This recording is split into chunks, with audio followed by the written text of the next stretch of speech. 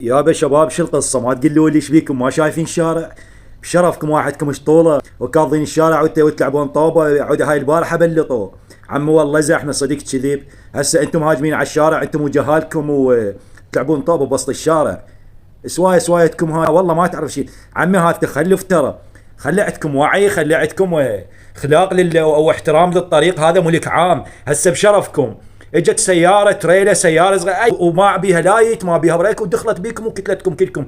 ما واحدكم يصيروا بتويلات وكل من يطلع سلاحه ويوقف بالشارع. ترى والله عيب هاي السالفه. ادري انتم تصيحون على الجهال لو الشباب الكبار انه بهاجمه على الشارع. ايش بيكم ما شايف التبليط عمي؟ هو يقول لك بعد يقول لك يجي واحد يخليك قوه تحكي. يجي واحد ويقول لك شوف الدول متطوره. هو احنا ما بينا خير؟ الحكومه ما لها شغل. ترى ما يصير هيك والله العظيم ما يصير. واحد شويه يتادب باخلاق اهل البيت. بس واحد يحكي لك كلمه قلت له انت شدك شغل. وانا ادري ثلاث ارباع الناس من مناطقنا راح ما تقبل بهذا الفيديو. عيب وحشنا السالفه هاي. سب شرفكم هاجمين على الشارع. الشباب كلها هاجموا تلعب طاوله بوسط الشارع ما شايفين تبليط. ايش بيكم؟ يا الله.